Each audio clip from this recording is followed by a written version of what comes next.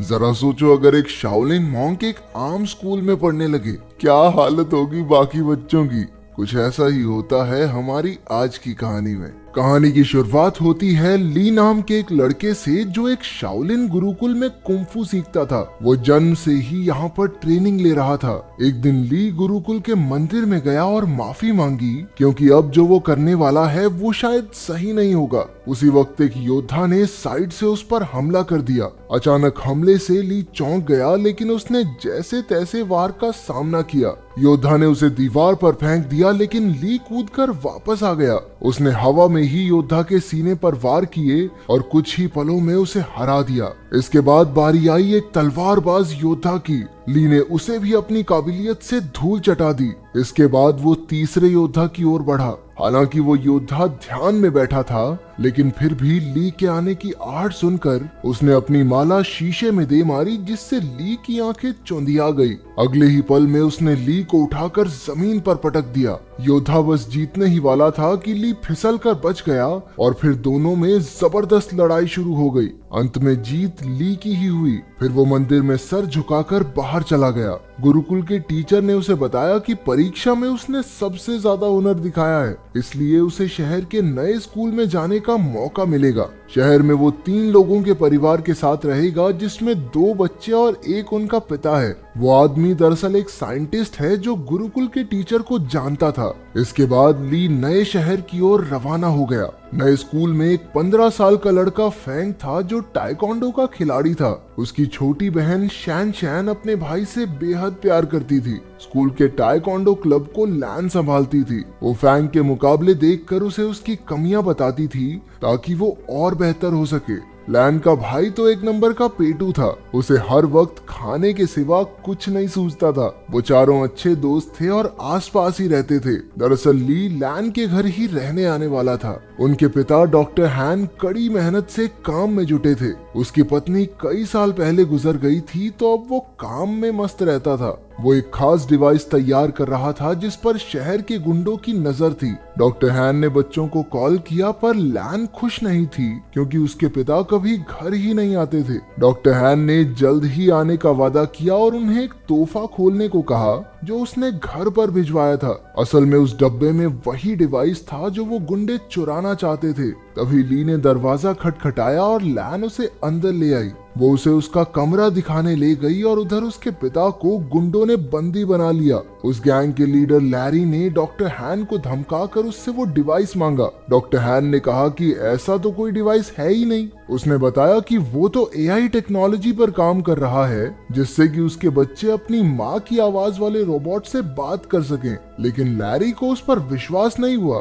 उसने CCTV footage से पता लगाया कि वो डिवाइस तो डॉक्टर हैन के घर जा चुका है। फिर लैरी के 2 चेलों ने आगे बढ़कर डिवाइस चुरा कर लाने का जिम्मा ले लिया। स्लॉपी और फिस्ट काफी खुश थे क्योंकि गुंडे बनने के बाद ये उनका पहला मिशन था। उन दोनों ने अजीबोगरीब कपड़ों से भेस बदला और लैन के घर के बाहर जाकर खड़े हो गए। उनमें से एक ने रात को अंदर घुसने का फैसला किया, लेकिन फिर दूसरा कहने लगा कि बच्चों ने स्कूल चले ही जाना है, दिन में चुरा लेंगे भाई, क्या हो गया। घर में ली नए शहर के तौर तरीके सीख रहा था। उसने लैन को टाइकोंडो मैच देखते हुए देखा तो उसे भी ये खेल दिलचस्प लगा। रात को जब वो ध्यान में बैठा तो यू की वीडियो गेम की वजह से उन दोनों में बहस छिड़ गई, लेकिन जल्द ही दोनों मिलकर वीडियो गेम का मजा उठाने लगे। उधर लैन ने अपने कमरे में जब वो तोहफे का डिब्बा खोला तो उसमें एक पांडा की चेन निकली। वो नहीं जानती थी कि दरअसल ये पांडा वो पेन ड्राइव है जिसके पीछे वो गुंडे कब से पड़े हैं। जब लैन ने बटन दबाया तो पांडा ने उसे पासवर्ड रखने को कहा। तभी लैन ने कहा कि कैसा पासवर्ड, और अनजाने में यही पासवर्ड सेट हो गया। फिर पांडा को ऑन करने पर उसे पता चला कि उसमें उसकी माँ की आर्टिफिशियल इंटेलिजेंस वाली आवाज है। अगली सुबह ली, यू और लैन के साथ स्कूल के पहले दिन के लिए निकल पड़ा। उन दोनों गुंडों ने बच्चों को बाहर जाते देखा और अपने प्लान को अंजाम देने का फैसला किया, लेकिन तभी उनमें से एक की नजर उस पैंडा की चेन पर पड़ी जो लैन ने अपने बैग से टांग रखा था। अब उन्होंने लैन से वो डिवाइस छीनने का प्लान बनाया। रास्ते में लैन ने ली को फैंग से मिलवाया। उसी वक्त एक गुंडे ने चुपके से की चेन चुरा ली और वहां से भाग गया। तभी ली ने उसे देख लिया और अपनी फुर्ती दिखाते हुए उसने गुंडे को झट से पकड़ लिया। तभी फैंग भी उसका साथ देने आ गया और दोनों ने मिलकर उस गुंडे की खूब धुलाई की। लेकिन वो गुंडा अब भी नहीं माना और एक बार फिर से पैंडा चुरा कर भाग निकला। अब की बार उन सभी दोस्तों ने मिलकर उसे कचरे के डब्बे में फिट करके सड़क से लुढ़का दिया। फिर स्कूल में ली की क्लास के बच्चे एक शाओलिन योद्धा को देखकर हैरान रह गए। वो उससे पूछने लगे कि क्या कभी वो शादी कर सकता है। वो उससे उल्टे पुल्टे सवाल पूछने लगे। तुम कभी शादी कर सकते हो क्या? भाई कुंफू करके दिखा दे भाई। हाँ एक बार दिखा दो। हाँ एक बार भाई, एक बार कुंफू करके दिखा दे भाई, मजा आ जाएगा। आखिरकार टीचर ने उन्हें शांत करके कहा कि ये सब खेलने के पीरियड में करना। खेलने के पीरियड में उनके कोच ने बताया कि अगले महीने उनकी चुस्ती फुर्ती की जांच होगी और जो कोई इसमें पास नहीं होगा वो अगली क्लास में नहीं जा सकता। ये सुनते ही यू की हालत पतली हो गई क्योंकि वो बहुत मोटा था। भगवान जानता है भाई साहब कितनी मुश्किल से चलते थे। फिर कोच ने सबसे 100 मीटर की दौड़ लगवाई। ली ने तो समय से पहले ही 2 चक्कर पूरे कर लिए, जबकि बाकी बच्चे अभी पहले चक्कर में ही थे। इसके बाद उन्हें पुशअप्स करने के लिए कहा गया, जिसमें अपना ली पहले से ही माहिर था। उसने 100 से भी ज्यादा पुशअप्स किए और बाकी बच्चों से तो 2 भी नहीं हुए। बाद में तो उसने एक हाथ से पुशअप्स करने शुरू कर दिए। उसकी काबिलियत देखकर सभी बच्चे कूदने लगे। फिर बारी आई ऊंची छलांग लगाने की। ये तो ली के बाएं हाथ का खेल था। बेचारा यू तो मुंह के बल नीचे गिर पड़ा। वहाँ डॉक्टर हान की लैब में लैरी ने उन्हें कुर्सी से बांध रखा था और उसे गोल्फ बॉल से पीट पीट कर परेशान कर रहा था।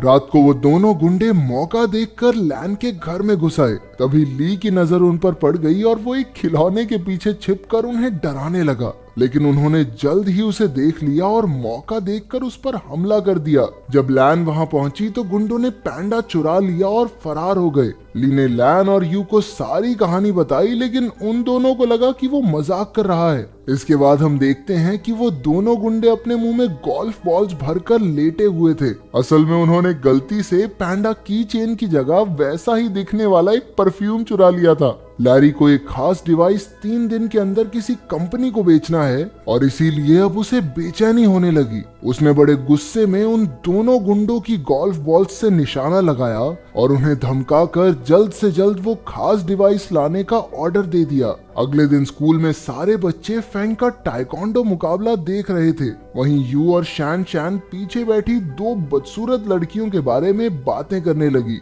ये लड़कियां कोई और नहीं बल्कि वो दोनों गुंडे ही थे जो भेष बदल कर वहां आए थे। उन्हें लैन के बैग पर वो पैंडा दिखाई दिया और दोनों उसे चुराने के लिए सही मौके का इंतजार करने लगे। उसी वक्त ली ने फैंग को एक मुकाबले की चुनौती दी। इस मजेदार मुकाबले को देखने के लिए सभी बच्चे भागकर आगे चले गए। अब सही मौका देखकर गुंडों ने बैग से पैंडा चुराने की कोशिश की, लेकिन इस चक्कर में उनके नकली बाल वहीं फंस गए। उधर मुकाबले में फैंग और ली में जबरदस्त टक्कर हो रही थी। दोनों ही एक दूसरे पर भारी पड़ रहे थे। आखिरकार दोनों ने एक दूसरे को ना मारने का फैसला किया और मुकाबला खत्म हुआ। उसी वक्त सबने पीछे मुड़कर उन दोनों गुंडों को पहचान लिया। बच्चों ने मिलकर उन पर हमला बोल दिया, लेकिन इस बार वो एक बच्ची को मारने की धमकी देकर पैंडा डिवाइस लेकर भाग गए। फिर बच्चे मिलकर प्रिंसिपल के पास गए और पुलिस को बुलाकर सारा माजरा समझाया। वहीं ली खुद को इस सब का जिम्मेदार समझ रहा था,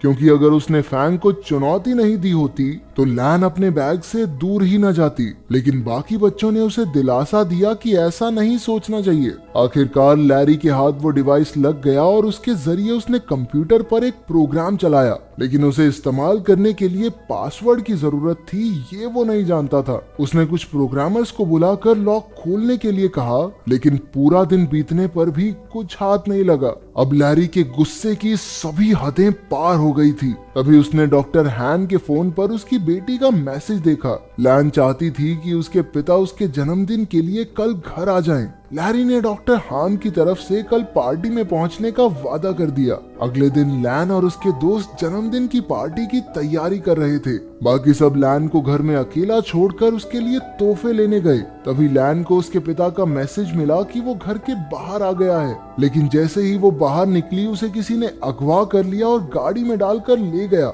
उसी वक्त ली और उसके दोस्तों ने लैन को वैन में देखा और अपनी साइकिल्स लेकर उसका पीछा करने लगे। अंत में सब डॉक्टर हान की लैब में पहुंचे और लैन को ढूंढने लगे। वहीं लैरी और उसके बिजनेस पार्टनर में बहस छिड़ी हुई थी क्योंकि लैरी उस खास डिवाइस को कल बेचने वाला था, लेकिन अब तक उसे उसका पासवर्ड तो पता नहीं। अब लैरी गुस्से में लैन के गले पर चाकू रखकर उससे पासवर्ड पूछने लगा। लैन ने जवाब दिया, कैसा पासवर्ड? और उसी वक्त वो प्रोग्राम चालू हो गया। बाहर शुरुआत वाले दोनों गुंडे अड्डे की रखवाली कर रहे थे। ली और फैंग ने उन पर हमला करके उन्हें कुछ ही पलों में चित कर दिया, लेकिन इसके बाद उनका सामना हुआ लैरी के आदमी ब्रैडली से। वो भी एक खतरनाक फाइटर था, इसलिए ली और फैंग मिलकर भी उसे हरा नहीं पा रहे थे। अंदर लैब में लैरी की डील पक्की होने ही वाली थी कि उसी वक्त यू ने आकर चुपके से अपनी बहन और पिता को रिहा कर दिया। ली ने भी वहां पहुंचकर गुंडों का मुकाबला किया। उसी वक्त लैरी पेन ड्राइव वाला बैग लेकर बाहर की ओर भागा, लेकिन डॉक्टर हान, यू और लैन ने मिलकर उसकी धुलाई कर दी। ली एक बार फिर से ब्रैडली के साथ मुकाबला करने में फैंग का साथ देने पहुंच गया। आखिरकार वो दोनों मिलकर उसे हराने में कामयाब हो गए। अंत में पुलिस भी वहां पहुंच गई और सारे गुंडों को पकड़ लिया। बाद में ली और यू को उनकी बहादुरी के लिए प्रिंसिपल ने मेडल दिए। अगर वीडियो पसंद आई तो लाइक कर देना, चैनल को सब्सक्राइब कर देना। मिलते हैं अगली वीडियो में।